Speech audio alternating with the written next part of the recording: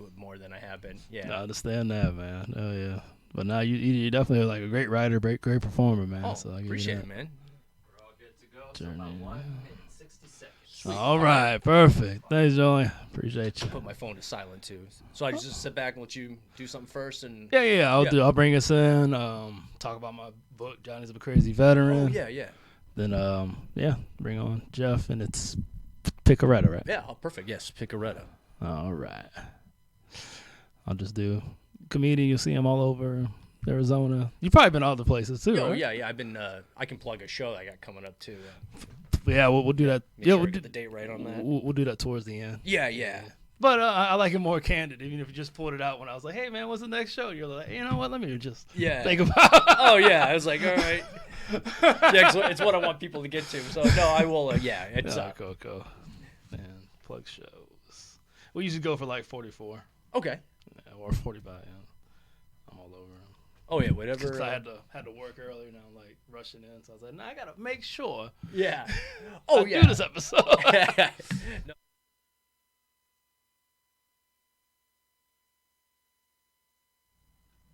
Hello, powerful people. Hello, powerful people. Hello, powerful people. Hello, and welcome. I really mean welcome. I mean the highest welcome to Crazy Positive Vibes with me, your host, Durrell. Hope you're staying powerful, staying great, staying awesome, because that's what it's all about. And I'm sure you guys love the show, so you know about this. I have a book out called Jottings of a Crazy Veteran. That is Jottings of a Crazy Veteran. It's about my struggles with mental health, like PTSD, severe depression, post-military, and how I dealt with those and kind of, started the healing process. We all have mental health issues. We deal with it different ways. Some can be horrible coping. Some can actually work in, comedy, creativity, stuff like that to really help us heal. And that's kind of what I go into in the book, John's a Crazy Veteran. Available on Amazon and wherever books are sold. My mission has always been to help empower others, improve, innovate, empower. And that's what that book's about. So today, this episode, I have a great guest. Performs comedy all over the country. I think even the world. I saw you like what? Oh, not the world. Not the world yet? No, the world. I mean, if you consider Bisbee the world, that's the furthest out. It is pretty far. It's on the border. It's on the border. So I didn't know that. Yeah, it's close to the border of Mexico. So I guess the world. Yeah. That's one, not yet. I'm in the world. The world, yeah. It is technically in the world, yes. But no. Jeff Picaretta, y'all. Hey. Welcome to the show. Oh, well, thank you. Yeah. No, I should just lie. That sounded better, actually. Yeah. I played all over the world. Oh, man. So, yeah, stand-up comedian, man. Awesome dude, man. We had a show in Bisbee. That's one of my, I have to say, my favorite experiences because I'm only a 5-year-old. Oh, really? Comic, yeah. Oh, indeed, like 5 years old. Yeah. I grew up really fast. Yeah. It's like impressive. Like that Robin Williams movie. Yeah. It's like you're that. That's cool. No, but I'm only 5 years in. Yeah. And seeing all you 10-plus-year-old guys on a show doing your material and actually being beast. Yeah. That was one of the biggest learning experiences, and seeing how you react and all that, and appreciate it. Killing, man. It was just amazing. So that's one of my favorite. Oh, thanks, man. Experiences with you, sir. But that was a fun show. You did great as well, and man, I mean, I have a lot of bad nights too, but that one, I had plenty. But yeah, that night it's kind of like what I've learned. Just if I just let go and just act like look, bombing sucks, and it's gonna happen. I just don't care anymore. Right. I'm just gonna go out there and let it loose, and it's Right. been so much better for me the past year. I've been taking that new approach. That's powerful. Yeah, man. Just don't care about it, just build from it. Yeah, because it's gonna happen. Was it Gary Goldman, great comic? He wrote a tip every day in 2019 on Twitter. Yeah. And one says just accept that as a comic, sometimes you're just not for everybody. Right. And it loosened me up completely. It was one of the best pieces of advice. That's I'm like, powerful. I'm gonna have some people like me, some people that don't. Mm-hmm. I'm gonna keep plugging away, and I'm gonna have fun with my time on stage. That's awesome, man. Yeah. And that's how long you been doing comedy? How about that? 10 years. And it's actually I've been doing it 10 years straight, but there was a huge gap. 10-year gap. I didn't do anything. I actually really started when I was 16. Okay. Till I was 19, and then I quit for 10 years and got back into it. Yeah, so it's there was a long gap in my 20s. What was it like starting at that young age? Like, Oh, was that- 16? Yeah. I was excited. I was just wanted to do it so bad. And I think I read Eddie Murphy started when he was like 16. I was like, okay, I guess I can go out there. And the first night I did they had these open mics at the Improv back in the 90s, and it was after the Sunday show. Oh. Yeah, it was weirdest timing, so a few people stayed. And it actually was a good night. And I thought it was awesome. I thought, I'm going to be a star. And then that second time I did stand up, bombed completely. And I got the reality check, like, yeah, this is going to be work. Yeah. It's a grind. It's a grind, yes. Oh, it's a grind, yeah. Yeah, I think they were just excited. I was like, oh, this kid's 16, looks like he's 12. He's doing dick jokes. Can I talk like that? I don't know. Oh, yeah. Oh, okay, yeah. Oh, yeah. We're not going to get fired yet. Yeah, thank God. I don't want to get, that's my goal, is not to get canceled doing a podcast. Yeah, that's my biggest fear. And I learned real quick. Yeah, because that's the thing with comedy here. Either they bomb bad their first time or they have a great set. Mm-hmm. But ever since then, I've realized the work. And that's awesome. So has it kind of been a calling on your life? Have you always been like funny? I mean, people. I've always had funny friends. We always made each other laugh, and I've had family. My mom's always been supportive and saying she thought I was funny. It's like, my mom thinks I am, and I just had just friends. I just enjoyed going back and forth with people, breaking balls, and just kept going. Kept going with that, and I was really into comedy shows, stand up like.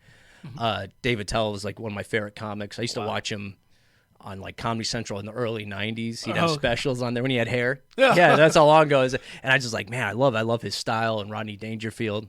So that's kind of the stuff that made me want to keep at it. Wow, and that's powerful. So those are kind of your inspirations? Yeah. To do comedy? Or? Yeah, those two in particular. Yeah, those two? And Robert Schimmel, he died a few years ago. Funny comic, just dirty, but he's himself, and he doesn't care. He lets loose, and he's one of the main reasons. Yeah. Keep going. Is that kind of, what would you kind of say your style is, like comedy? Oh, comedy style? I would definitely, I kind of go into the darker direction. I just always think things are funny. Like we're talking about, mental illness. Like, the problems, I get depression and anxiety. Yeah. And just the experiences, talk about that, or make a death situation, try to make, I know it's a sick subject, but try to make fun out of it. Or right. I'm not trying to be shocking. I just have a warped perspective. I just like making jokes about it. About the crazy stuff. Like, so like, what's the darkest you say you've gone with a joke? Like, and what was the audience reaction? How about that? I've had some rough ones. I think I have a prison rape joke, and that one I was scared to do it. There's a little bit of race element, but it's not racist. But that one I was scared to do, and it evolved over time. And when I go to that joke, if I tell it scared, it does not do well. But if I tell it like with confidence, fuck it, this is what happened, blah blah blah, and I just hold back my nervousness of the subject matter. It seems to do better. I've one thing I've learned from many times bombing is if you're confident and you feel good about what you're doing, the audience, even if it's a dirty, taboo subject, the audience usually will stay with you. I've learned from my experience. Yeah, when I come up there scared, like, here's a dick joke, is that too much? Then it does bad. But if I come up there, fuck it, blah blah blah, and then it does it better. Yeah. Okay. So they kind of want you to be confident, like you're in good. Yeah, I think they. I've just noticed from myself when I watch stand up. For example, years ago I did a week at House of Comedy, and I opened for Jimmy Schubert. Funny comedy, he's great. Okay. The guy's amazing. He's been doing it. He was part of that crew with Kinnison.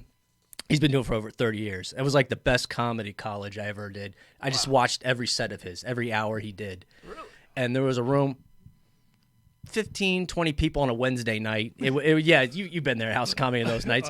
And he performed like it was 1,000. And he kept his confidence. He might have done some taboo subjects, and they were with him because they felt good. And I was like, they felt confident. This guy knew what he was doing. Just show confidence, and it's hard to do. Sometimes you got to fake it. Oh, okay. Oh, I do. Yeah, there's plenty of times. Fake it. Yeah, it's like I fake. But that's what I've learned through the good and bad sets. Just if you're confident, you feel good, you're not scared about what you're talking about, they'll come with you. Oh, really? Yeah. Wow. And are you a freestyler or are you a writer? Writer. Definitely one. Big time writer. That's the thing. And that's sometimes you don't see me at mics a lot. It's because I focus more on the writing. Okay. And I need to get out hit open mics a lot more because I need to test out this stuff Yeah. The writing is very important. That's my favorite comics were all great writers. Yeah, David Tell, phenomenal comedy writer. Robert Schimmel was a great one as well. Yeah, I like the deception, like a setup, really, and then you make a twist, left turn. That's my favorite. That's your favorite? Okay. Yeah, I mean that's what jokes are. It's just surprise. That's what. There's a great for any comics watching. Jerry Corley, he has a thing called standupcomedyclinic.com, and he has writing courses on there, and he simplifies it, and it's he used to write for Leno on the Tonight Show. Really? So yeah, he makes it. He's a comic, and yeah, he teaches you the science of writing of comedy. I guess it's psychological. Really? Yeah. Wow. So is that kind of where you learned it, or did you like kind of? Oh, I found him like later. Practicing. Oh no! Actually, this is how I learned to write jokes. When I was 16, Jerry Seinfeld had a book called Sign Language. I remember I bought it at, and while it was a book of his jokes, his stand-up, and they were, it wasn't a chapter book or anything. It was just his stand-up material, and then I was like, okay, so that's how you write. Just reading that, I was like, okay, I see like a twist here. I see what you're doing, and I could visually see the words. That kind of helps a little bit. Very true. Yeah. One technique I've heard, like. It would say there's a comic you love and you love one of their jokes, like write it down word for word and you could see how a joke's written. That kind of helps. That's awesome. Yeah. Man. And you said writing, so what's your process? Is it like daily or just like when something hits you, then you're like yeah, I this is my bad. It should be more daily. That's one thing I do now. I don't put too much pressure on myself. I try at least 20 minutes a day. Set the timer, put my phone away, but set the timer. Yeah. And if I have a premise I like, my phone is filled with notes of premises. Okay. I'll work on the premise, or if I have nothing in my head, I'll free write. One thing I've been focusing more is more details and longer bits. So I write like lists. Like there's a joke with like two ideas converging. Like I'm trying to think of a good one. I can't at the moment, but no, like I list out every little detail about a subject I'm talking about, and then all of a sudden my mind opens up to directions I can make this joke.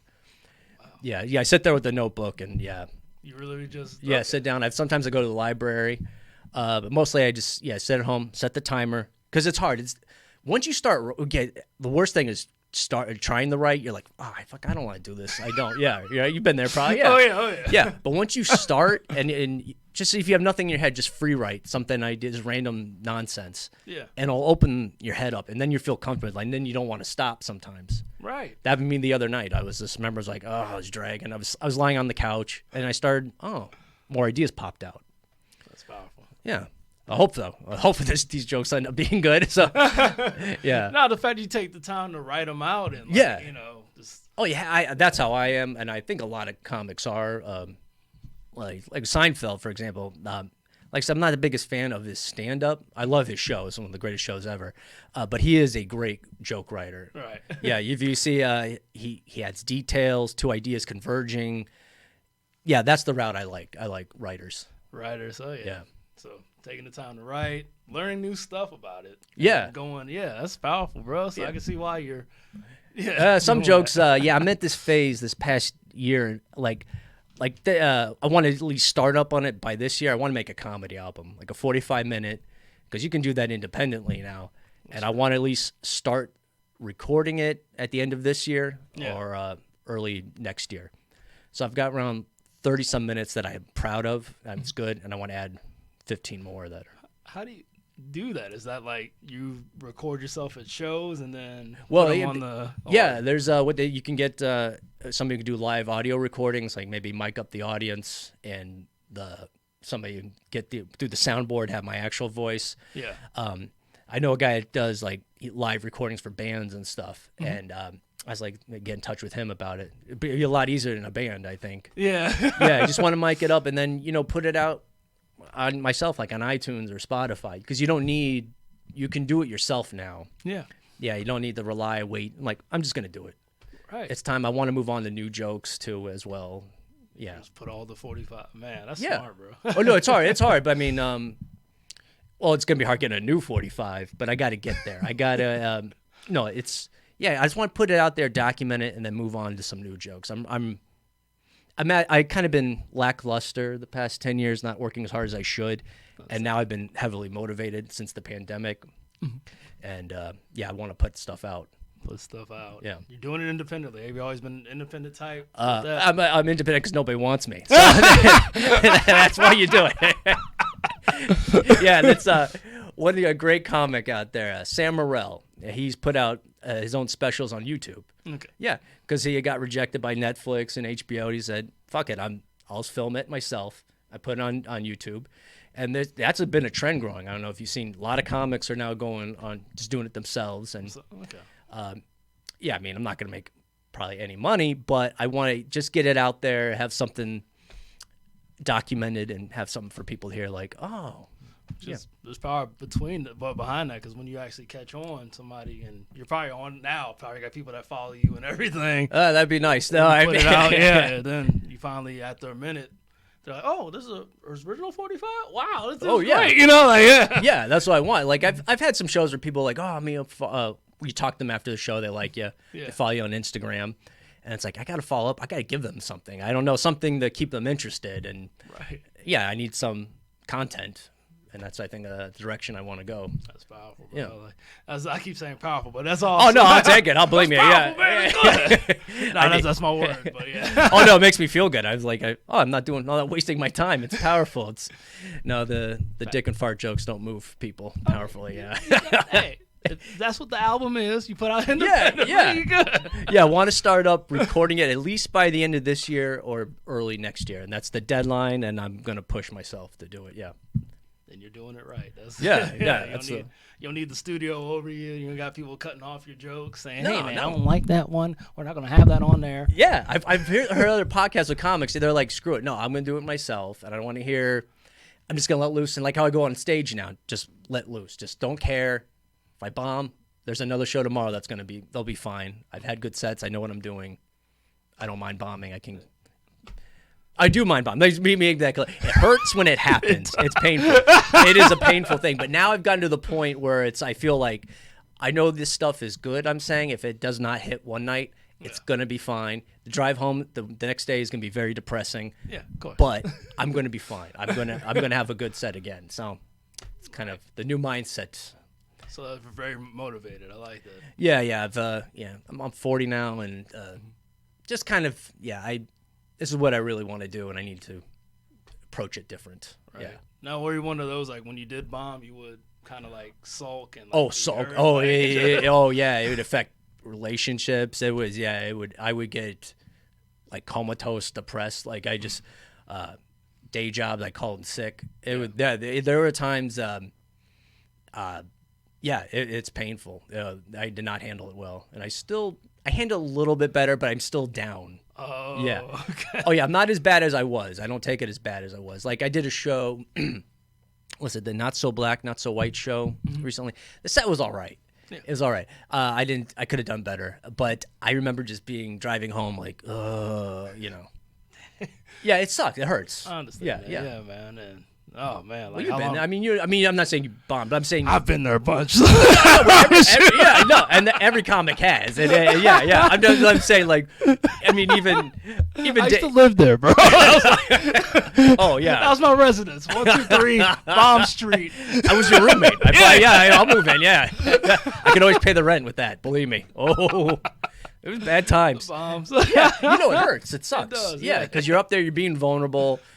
You're by yourself, and when one thing with some bombs, like some are just sad, like God, I could have done better. And there's some that's like the crowd. You could tell there's this look of what's it called? Entitlement, like make me laugh. Yeah, right. You see it in their faces a little bit. I've had some crowds like that. I just that drives me nuts. Yeah. Oh, with the arms folded. All across. Yeah. Like it's like they come in a bad mood. Oh yeah. And it's like they said, those are one of those crowds that maybe are just not for me. But that can get on my nerves. Or the ones where it's what is it, like everybody else is laughing, but that one person. Yes. Yes. Oh, that I do not. I've stopped doing. I look over their heads now, like at their foreheads, because I know that one face will fuck me up. Oh God! I was talking with a few comics like the other day about that. Oh yeah, everybody. I can't look in the eyes anymore. And And they say, well, and maybe I should for a connection purpose, but Right. yeah, that one face. Oh, yeah. Everybody's having a good time. Oh, yeah. It's like, what's your problem? You know, in my head, that's what's going on. Yeah. Yeah, don't look at them. That's for me. That's for me. That's for me. Just jump right over the tips. Yeah, don't yeah. look at them. Yeah, don't look at them. Yeah, well, for me, yeah. If funny comics kid, me when I'm bombing, yeah. Oh God, yeah, that one face. It's painful, man. Oh yeah. Oh yeah. Oh, I know what you're talking about. Yeah. Yeah, like my reference of Seinfeld episode is he's in the audience or he's doing a show and his manager tells him right before he goes on stage, not to get you worried, but the pilot of the plane is in the crowd. He's like, why would you tell me that? And he's on stage and he keeps looking at the pilot's judging face and it messes him up. He bombs and yeah, it's like that. Everybody's had that. That's funny. Oh yeah, every day, yeah. Oh man. So what's been your do you have like a formula or process to like what was your process to like improve during comedy? Okay, the process to improve. Well, one thing. Oh, sorry, I didn't. Oh no, interrupt you. you got it. You got it. Oh yeah, I don't want to be rude and step over you. Like, hey man, I'm just talking to the mic. there you go. That's what I'm hoping they're hearing me. Yeah. The what's it called? Okay, one thing with the writing is like have a regimented. Try to do a schedule now. Like, don't put pressure on myself. Like, you don't have to write 5 hours a day because you have to have a day job and stuff. Okay, just 20 minutes. If you want to keep going after, keep going. I do that. A lot of listing techniques. My phone is full of notes for premise ideas or something hits. A lot of times something hits you in the head out of nowhere. Yeah, write it down immediately. Immediately? Okay. Immediately, yeah, because I've had it where I forgot something. Have you ever done that? Yeah, and it's like gold. It's gold, yeah. Oh, yeah. Oh, yeah. I had a dream once. I felt there was a good joke, and I woke up half second, and I was like, oh, I'll remember it tomorrow. And I didn't. I remember at the time thinking this is going to be the greatest bit that has ever been written. I remember thinking this is going to change the world of comedy, and I fell asleep. Yeah. I was half asleep. I was like, I'll remember it. That's good. And I did not. No. Probably had a dream about something totally different. Yeah, it probably was. It was probably nonsense, but I'll never forget that. Yeah, always write it down. Even if you're tired, just give it a shot real quick. Why was that cat playing the cymbals? Like, yeah. That'd be a great video. Yeah. I would love that, actually. That would go viral, and I'd be a star. Live off my cat. Oh, God, that'd be great. That's why I need one of my pets to have a viral video.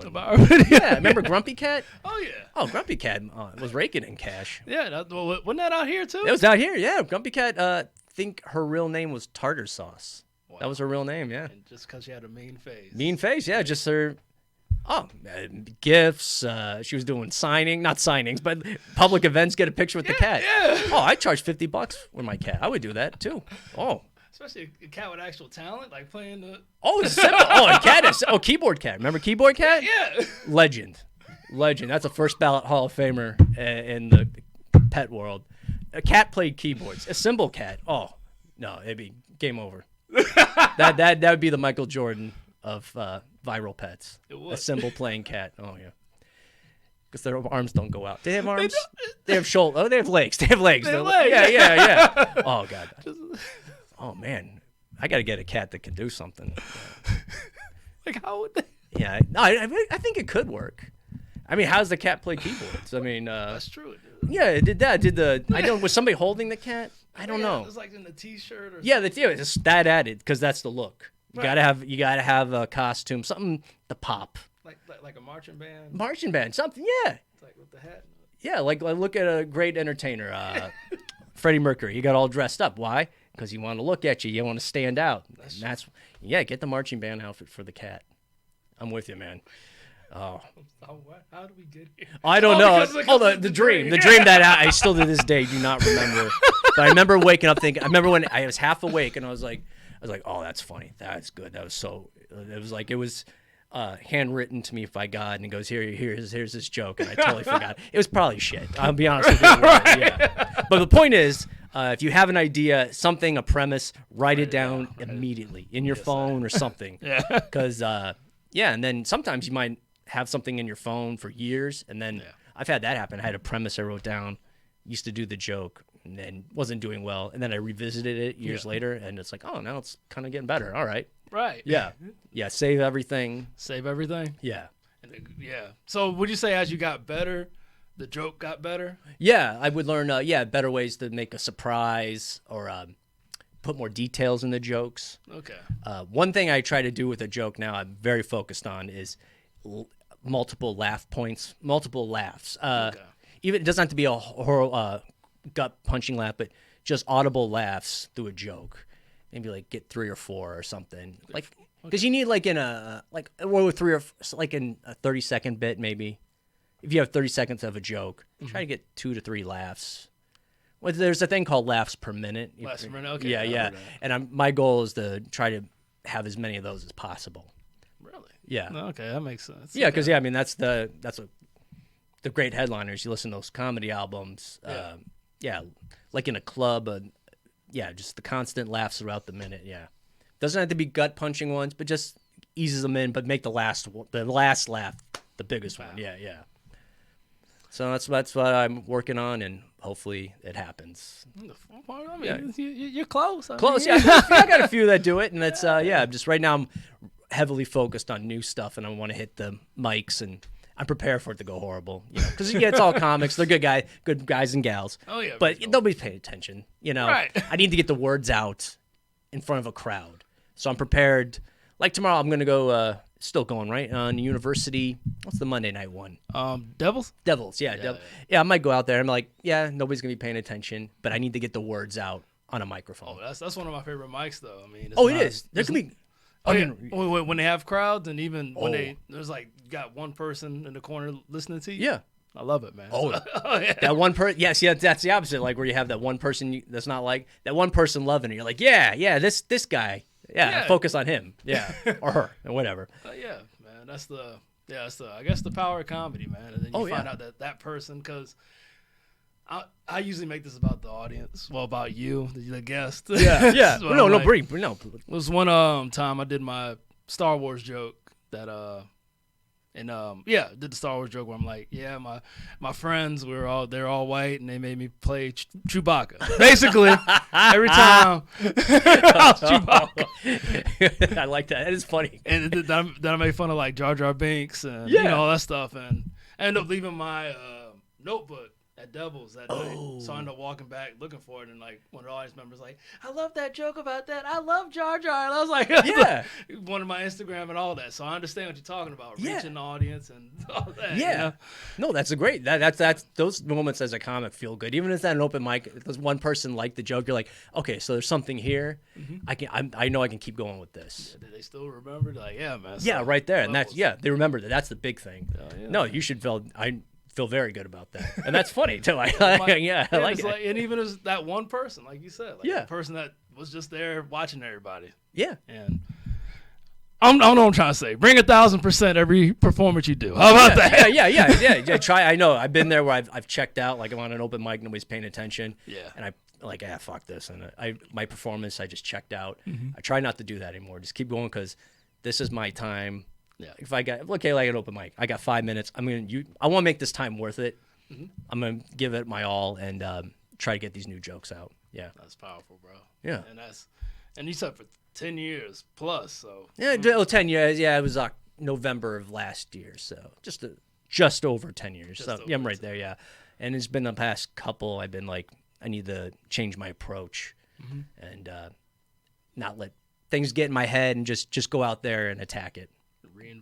Reinvent. Yeah. That's it, man. Yeah. That's how many times you've done that in your career so far? Not just this one. Yeah, just this part. Yeah, like the first 8 years or so, I've been like I said, I was writing a lot of one-liners, and that's fine. I love that. That's why I first fell in love with jokes. But I never expanded on the bits, and then also I never dwelled deep into myself, like talk about myself. Yeah, that was the problem. I just I need to talk about myself more.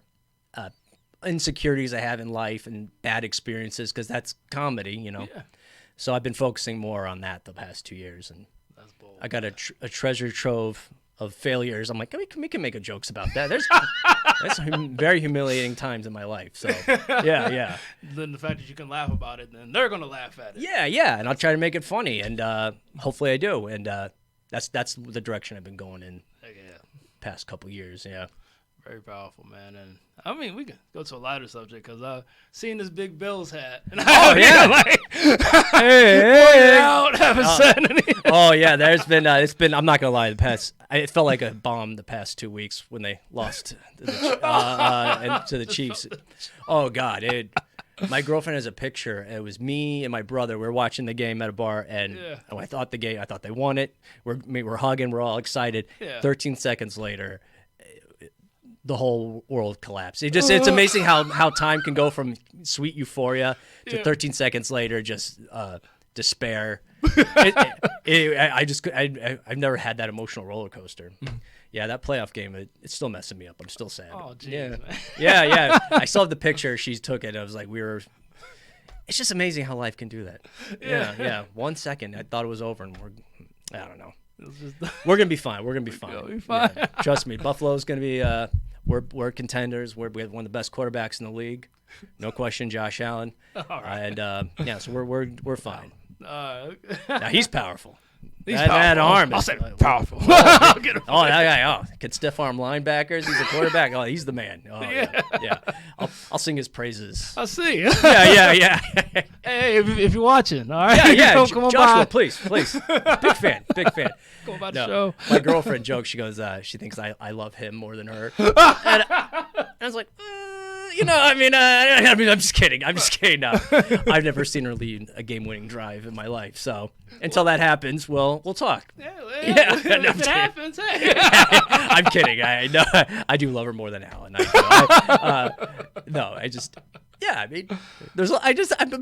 a fan. There's been 17 years before him, or maybe over 20, where they never had a franchise quarterback. When Jim Kelly retired to him, there was nothing. And now there's a guy that's there, wants to be there, and it's as a Bills fan, we all love him. So, I'm glad I opened that box. that was back. Yeah. This is maybe he's gonna get a restraining order after this. Maybe he shouldn't be saying this. Yeah. Yeah, we'll just cut all this. Yeah, cut that part out. Yeah, I'm sorry. Yeah. No, it's okay. I get it all the time. Believe me. No, it's all good, bro. So are you from the East Coast or? No, I'm from here. My dad and his family's from Western New York. Oh, okay. And when they were in the Super Bowl, they went 4 straight years in the 90s. Oh. And I was a little kid. Basketball and baseball were my favorite sports at the time. And I remember, we'll root for the Bills in the Super Bowl. Okay. And, I liked them. And I was like, okay, this will be my team, whatever. So I saw them go through 4 straight Super Bowls. And I didn't become a huge football fan until maybe 12 years ago. Really? Yeah, I've been like always like football, but basketball was number one. But in the past 12 years, I don't know. I guess because with basketball, there's 82 games. It's a lot. I can't watch everyone. With football, it's once a week. And it's like, all right, it's an event. That's Sunday. And that's kind of what turned me towards football more. Yeah. Cool, man. Yeah. So, football, you said 12 years, kind of watch? Okay. Yeah, it's been my number one sport. But I still love basketball. But, baseball's totally off my radar now, which is... I used to love baseball. I did. It's just, I'm not trying to... this old-timer guy, but no, it has slowed down. It's always been a slow game, but past few years it's gotten slower, and I don't really, it feels like, and it's, I don't know, it's hard to keep my attention anymore. Oh, so it's like a retirement game now. Yeah, it is. Yeah, like there was a time, like this past season, my uncle had box seats or some seats behind home plate to see the Diamondbacks and the Braves. Yeah. And he offered them to me and my brother, and I was like, I don't want to go. And I was like, I really don't care. And my brother went, and I was like, because he's more of a baseball fan, huge Cub fan. Oh, okay. Cubs, yeah, he's a huge Cub fan. But I was like, yeah, it was weird. If you told 10-year-old Jeff that he would get home plate tickets to a baseball game, and 40-year-old Jeff would turn him down, he's like, I would not believe it. No, but now I did, yeah, totally. Yeah. No, football and basketball are more, I don't know, they keep me more engaged. Okay. Yeah. Well, what's your basketball team? Oh, Phoenix Suns. Ever since, yes. Suns. Yeah, that's my first love, I will say, the Phoenix Suns. Oh, back KJ Chambers. Oh, Dan Marley, Mark West, Jeff Hornacek. Those were the team. Oh, 1988-89 season. And the first Suns game I ever went to at the Madhouse on McDowell, the Coliseum, was in 1988. That season, 88-89. They're playing the Bad Boy Pistons. Oh. Rodman, Isaiah Thomas, Bill Laimbeer, John Sally, I think was on that team. Vinnie Johnson, the microwave. Yeah. He'd heat up. Yeah. I saw Dennis Rodman, and before, well, he was great then, but he didn't have the personality at the time. Yeah. Oh, okay. This was before you did the hairstyle, and I think he had one tattoo then. Oh, so. Yeah, remember back in the day, like when I remember a couple basketball players, Benoit Benjamin in the '90s, he had a tattoo, and Rodman was like, "Oh man, a basketball player has a tattoo." Now they all covered him. It's funny how things changed. Yeah. Not as professional looking. Yeah. It's like, I remember Benoit Benjamin. I remember he had one in his basketball card. I was like, wow, that guy's a rebel. He's got a tattoo. And now, they're covered. Yeah, it's not doesn't faze me anymore. Everybody's trying to be intimidating now. It's like, Rodman, he kind of made it cool. Let's be honest. Yeah, he kind of just let out. What a great personality. In fact, there's a bar by my house called Clancy's, and I could walk to it. They posted on their Facebook page. One day, Rodman was out there hanging out. Really? He was out there smoking cigars on the patio and drinking. I was like, I was too lazy to walk over there Just to get a picture. He would have done it too. Right. Yeah, and it's like, it's one of those things. At the time, I'm just like, I regret it because I would love a picture of Rodman. Oh, how long ago was that? Oh, this was 2-3 months ago. It wasn't that long ago, I think, or maybe more, maybe a few. And you just. No, it was maybe it was October, around October. Yeah, because I remember my friend was watching the World Series was going on. Wow.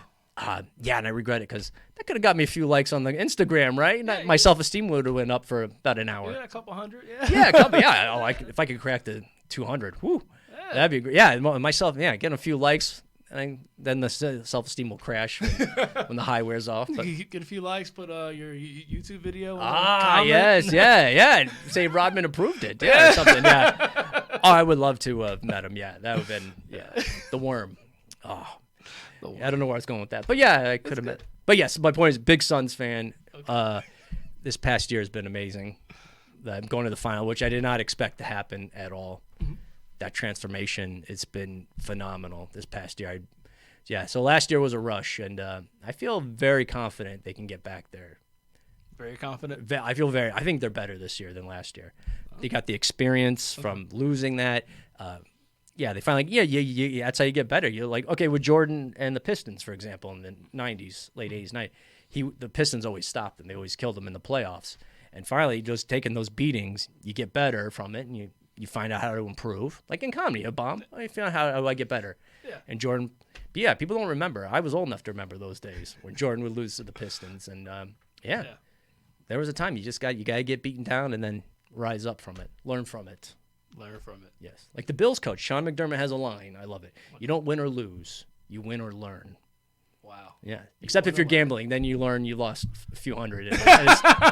And the rent's not going to be paid. And that's a very painful feeling. Oh, yeah. Yeah. But you win or learn. That's the point with comedy, I think. Yeah. Comedy. Yeah. I like that, man. Yeah. That's been your journey. It sounds like when we were talking earlier. So. Yeah. It's really all actually, it's the funniest. I did a talent show in fifth grade. Yeah. I did a talent show. I did comedy, but it was impressions. No, it was third grade. Okay. This is during the Dana Carvey stand-up era. Okay. Or Dana Carvey at SNL. And so I was pretty much doing him as George Bush, not going to do it. And I was like, I was a little third, I was pretty much doing his act. Yeah. And like Phil Hartman doing Bill Clinton. And I was just doing that. It's like, this little third grader. And so I remember, I remember that's the first, I actually killed on that set. I killed that set. Yeah. And I remember feeling high, and then kids were like, oh, Jeff, you were great. We saw that. And I felt good. And it's like that high has been chasing that ever since. Awesome. Yeah. Trying to get it back. Trying to get it back, yeah. Third grade, you said? I was third grade. This was 1992, 91-ish. Wow. Yeah, and that's what I was doing, and I was doing just pretty much Dana Carvey and Phil Hartman stuff. But, I got the rush, man. And then, if I don't get enough material for this new album, the album I want to do, like if I'm at like 40 minutes, I'm bring back the old Dana Carvey bits. I'll do Dead Presidents, George Bush, and that's what it was. It was just him not going to do it. It was pretty good. It. Yeah, that's pretty. And they liked that. That was his catchphrase. That is good Dana, for us. Yeah, Dana Carvey. That's what he did, and I just. Yeah, it was dumb, but it was a good moment. It got lost on me because I never watched Saturday Night Live. But you did? It was pretty good. I could hear it. How old are you? I know if you're okay to ask. 35. Oh, 35. Okay, yeah, you might have been. We got 5. Yeah. yeah, you might have. So you didn't watch the early Saturday Night, like 90s or anything? Yeah, because I was, it was the 90s. Yeah. That's the era I liked. I had really strict parents. So, Yes, yeah, okay, I understand that. Yeah. But my mom and dad, or my dad didn't care about my mom. She wouldn't let me watch Beavis and Butthead. Yeah. I couldn't believe that. And one day they went out. I was home alone because they went with our neighbors. They had a dinner or something, and I watched Beavis and Butthead when they weren't there. I don't care. MTV. Oh yeah. I had a mom that was like that. Strict. Yeah. Yeah. She wasn't like strict. There were some things, and but yeah, that's where all my humor came from, though. Those kind of twisted shows and stuff. Yeah. Oh yeah. Dang. Yeah. It's powerful. No, man, but that makes sense. So, what do you think? Kind of having that kind of kept you going towards the comedy, kind of like an expression almost, like having like that kind of strict house kind of. Well, I didn't have a strict Well, house. not It was strict, just but on like some something. okay. I guess guys doing masturbation jokes on a cartoon. My mom would watch that. That was probably the thing. She wouldn't let me see. But yeah, no, my mom is just cool. She let me. Yeah, it's just when I was like, it just sucked. I go to school, kids are talking about Beavis and Butthead, and they're quoting it, and I'm like, I can't join in on the fun, and it's like stupid. I wasn't allowed to watch our movies when I was younger, and they had kids. Yeah, it's stuff like that. But though they weren't totally strict. I mean, they've been actually very supportive. They go to shows, and sometimes I don't want them to go all the time because it's like you've heard these jokes 100 times. I appreciate the support, but they've been very supportive, and like my dad's always, him and his friends would joke around. And I would sit there and listen to them and thought it was funny, and I have a good relationship with them, a humorous one. So That's cool. yeah. So I've been the comedy's just something that high I got when I was in third grade, and just that, and that rush when they get the big laugh. Yeah. Oh yeah. It makes you keep chasing it all the time. Told you being on Bomb Street, that Oh, one yeah. big Oh, pop yeah. after Bomb Street. Oh, I was your neighbor. I remember that. Yeah, I was there. I was like, yo, I'll probably be Bomb Street tomorrow. But what happened? But here's the thing. Yeah, but in that big laugh, you just I gotta keep chasing that, and yeah. Awesome, man. Let me see how much time we got. How much time we got, Julian? 5? All right, I'll wrap it up, man. Cool. Oh, yeah. Awesome. Well, thanks for coming by, Joe. Oh, thank you, Durrell. Thank you for having me on. I appreciate it. Yeah. Tell us your shows, where you're going to be, your Instagram. There's a show I definitely. Okay, if you want to follow me on Instagram, I'll put more content out. It's at GP, P as in Peter, GP_comedy. And then the show I'm really excited about, House of Comedy, February 16th, the Boom Boom Room. Boom Boom, okay. So it's a Wednesday night in North Phoenix at the House of Comedy, February 16th. Please come down. It's a great lineup. Boomer runs a good show, and it'll be fun. And that's the next big one I'm looking forward to. Very awesome, man. Yeah. Thanks for coming by. Oh, thank you for having me on. I'll talk about myself anytime. I will. Yeah, my ego will love it. Loves it. Loves it? Yeah, loves it. Yeah. Yeah, it's been a brilliant episode, man. And I want to say thank y'all for tuning in, man. 100 crazy positive vibes. Definitely. Don't follow my Instagram. It got hacked. There's some guy in Nigeria right now harassing my family and friends, and it got reported. So I'm gonna make a new Instagram for you guys. But definitely follow my Facebook, Durrell Hearns. Follow the Central City Radio page. Central City Radio, the best studio, man. This place is awesome. I love the radio station. They got really great shows on here. Really great people, man. I think you got a show, right? Coming up now? I was talking, no, we want to, I'm going to work. That's another thing. We want to get a podcast out. So hopefully that'll be the next project. See, man, really great people, really great talent, man. It's coming by. Yeah. Shout out to them, man. Definitely follow the Central City Radio page. Get the app. It's on the App Store. I listen to the radio every day. They have a really, 90s, R&B and rap channel, man. It's my stuff, man. I love it. And, I'm Durrell Hearns, all right, guys. I've been your host for today. I want y'all to stay powerful, stay great, stay awesome, because that's what it's all about. And much love. All right.